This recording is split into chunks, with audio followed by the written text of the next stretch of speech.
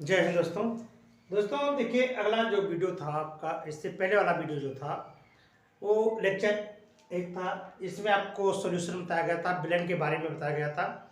Villain क्या है, villain में आपको बताया गया था कि विलायक क्या होता है, विलेय क्या होते हैं। ठीक है, ये सब चीज़ें आपको इससे पहले वाले वीडियो में आपको पढ़ाया गया था। आज यहाँ पर आपको लेक्चर 2 पढ़ाया जा रहा है इसी के आगे। तो देखिए, जो विलेन होता है, मैंने पहले बताया था आपको, तनु विलेन और सांद्र विलेन बताया गया था। तो देखिए, जो विलेन होती है, विलेन की जो सांद्रता होती है वो दो प्रकार की होती है। तो विलेन की सांद्रता को व्यक्त करने की दो विधियां हैं, एक है भौतिक विधि और एक है रासायनिक विधि। तो देखिए, भौतिक यूनिट में जो सांद्रता व्यक्त की जाती है उसमें कौन कौन से हैं। जो भौतिक यूनिट में जो सांद्रता व्यक्त की जाती है, पहला है विलेन का भार प्रतिशतता। विलेन का भार प्रतिशतता निकाला जाता है। विलेन का भार प्रतिशतता क्या है। फिर दूसरा है विलेन की आयतन प्रतिशतता, ये भौतिक यूनिट सांद्रता आप निकालते हैं। और तीसरा है विलेन का भार आयतन प्रतिशतता। ठीक है, तो इसके अकॉर्डिंग हम इसका निर्धारण करते हैं कि किस तरह से हमारे विलेय की सांद्रता विलेन में किस तरह से उपस्थित होती है। ठीक है, और दूसरी विधि कौन सी विधि है, रासायनिक विधि। तो एक विधि है आपकी भौतिक विधि और दूसरी विधि कौन सी है, रासायनिक विधि। ये रासायनिक विधि है और ये कौन सी है, भौतिक विधि।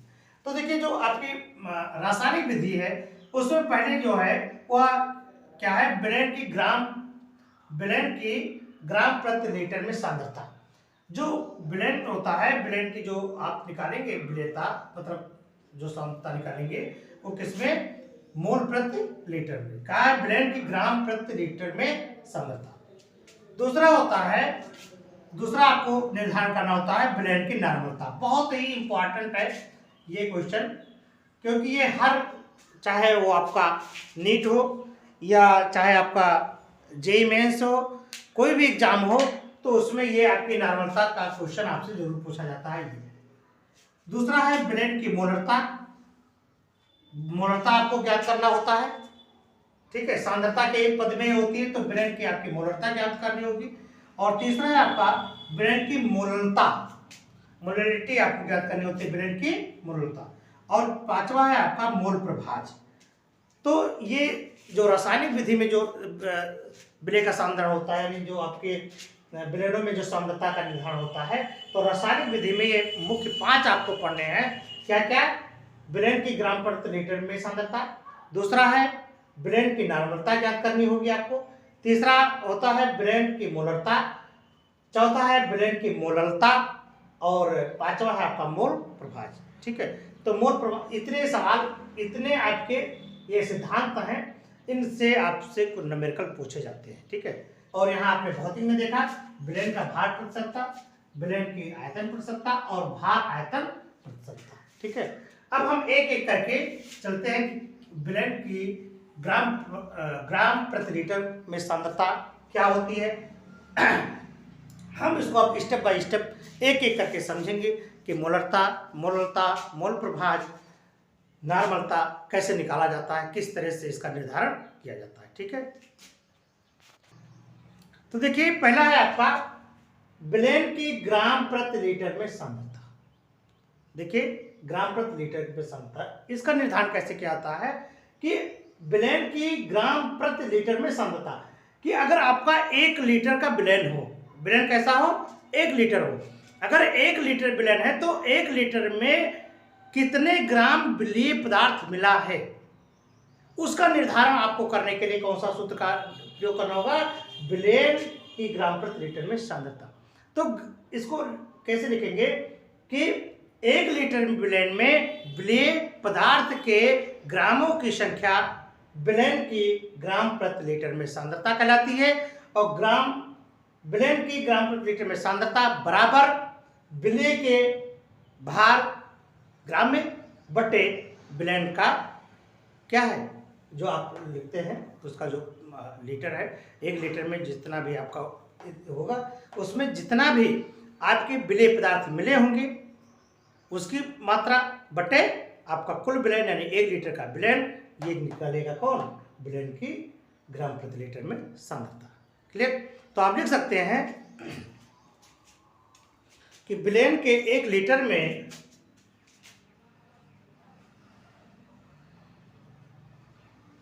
विलेन के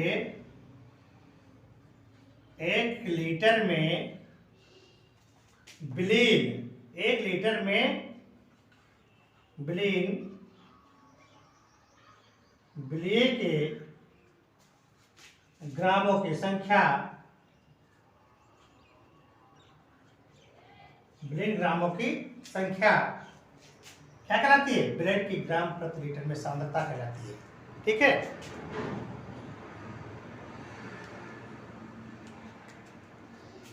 ग्रामों की संख्या। तो विलेन के 1 लीटर में विलेन विलेय के ग्रामों की संख्या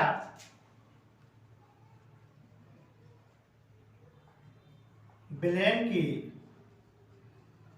ग्राम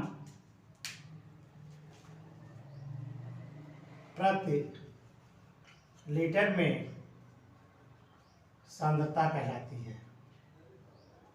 ठीक है, ये आपका हो गया।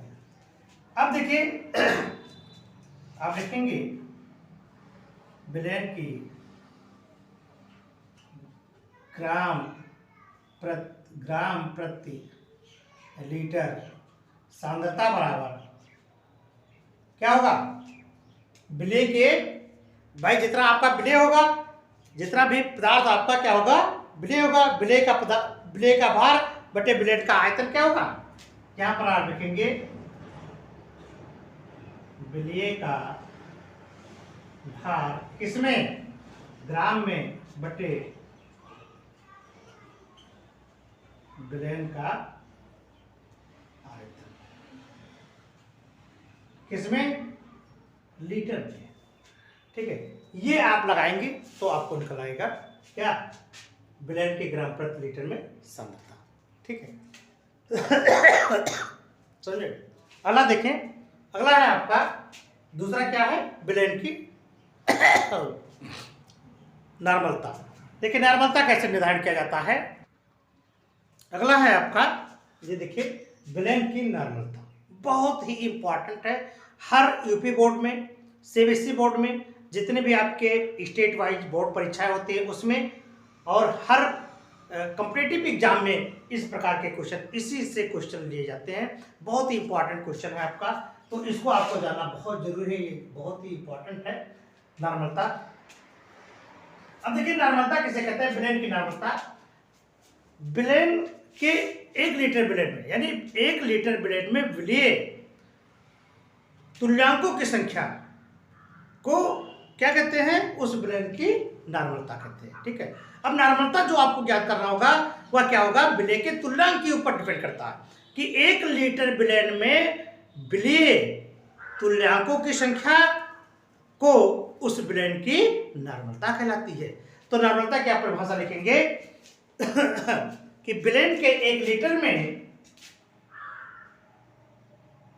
विलेन के 1 लीटर में विलीन, 1 लीटर में विलीन विलेय के तुल्यांकों की संख्या, 1 लीटर में विलीन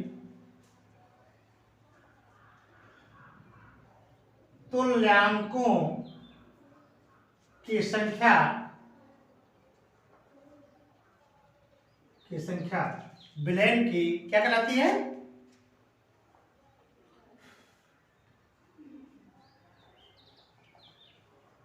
विलेन की नॉर्मलता कहलाती है।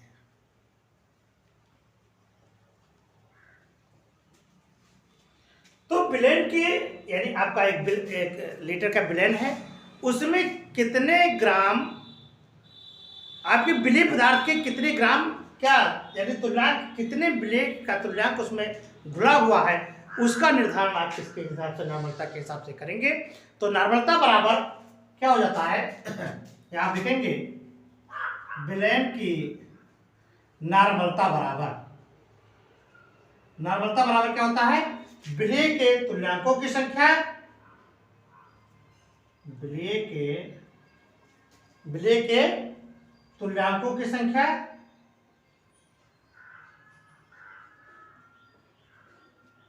बटे विलेन का आयतन। का आयतन किस में होगा? लीटर में होगा। ये आपको याद रखना जरूरी है। अब देखिए विलेय का तुल्यांक बराबर क्या होता है?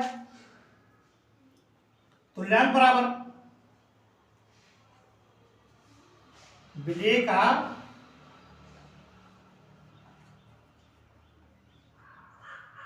तुल्यांक बराबर होता है विलेय का भार बटे विलेय का अणुभार, यानी भार बटे अणुभार की। अगर तुल्यांक की बात कर रहा है तो तुल्यांक का मतलब होता है भार बटे अणुभार की। तो यहां पर होगा विलेय का भार बटे विलेय का अणुभार। तो अब आपको नॉर्मलता बराबर अगर निकालनी है तो नॉर्मलता बराबर क्या हो जाएगा? अब विलेन, यहां पर आप लिखें विलेन की नॉर्मलता बराबर, तो जहां तुल्यांक का है वहां पर आप क्या रखेंगे? जहां पर तुल्यांक की संख्या है वहां पर आप लिखेंगे विलेय का भार बटे विलेय का अणुभार बटे विलेय का आयतन लीटर में। जी हाँ, सही सुना आपने, यही है। क्या है? आप लिखेंगे विलेय का भार बटे विलेय का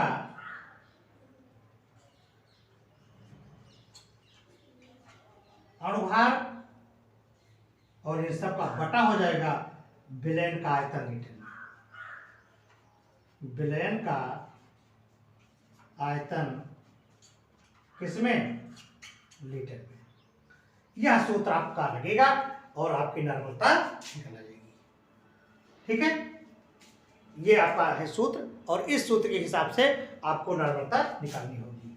देखिए ये आपका सूत्र याद रखना होगा और इसके आधार पर आपको तो विलयन की नॉर्मलता का सूत्र क्या बनाया आपने? विलयन की नॉर्मलता बराबर विलेय का भार बटे विलेय का अणुभार बटे विलयन का आयतन लीटर में। ठीक है, अब इससे जुड़े हुए एक न्यूमेरिकल लगाइए, तब आपको समझ में आएगा। क्लियर? अब हम चलते हैं, एक न्यूमेरिकल लगवाते हैं आपको। ये देखिए आपका सवाल है कि 8 ग्राम NaOH को जल में घोलकर विलयन का कुल आयतन 500 ml कर दिया गया। देखिए क्वेश्चन है आपका, कितना ml? 500 ml कर दिया गया। ये विलयन का जो आपका आयतन है कितना आया? 500 ml कर दिया गया है। तो विलयन की नॉर्मलता ज्ञात कीजिए। तो भैया विलयन की नॉर्मलता आप ज्ञात कीजिए, और विलयन की नॉर्मलता बराबर आपको क्या क्या दिया गया? विलयन की नॉर्मलता बराबर होता है विलेय का तुल्यांकी भार बटे विलयन का आयतन लीटर में। लिखें, हल लिखें, हल और ला। सॉल्व करें भाई, आप भी सॉल्व करें। ये है आपका विलयन की, देखिए आपको सविस्तार पढ़ा जा रहा है। नॉर्मलता बराबर विलेय के तुल्यांकों की संख्या, तुल्यांकों की संख्या बटे क्या होता है? विलयन का आयतन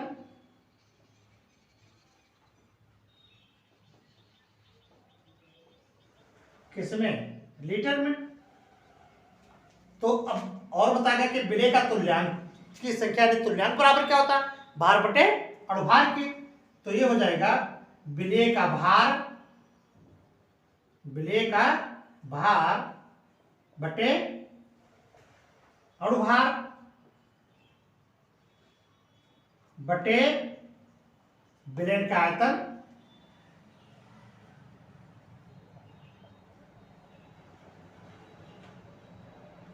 लीटर में। क्लियर? तो विलेय का भार कितना है आपका? अब आप रख दे सूत्र पर, 8 ग्राम। विलेय का भार कितना है आपका?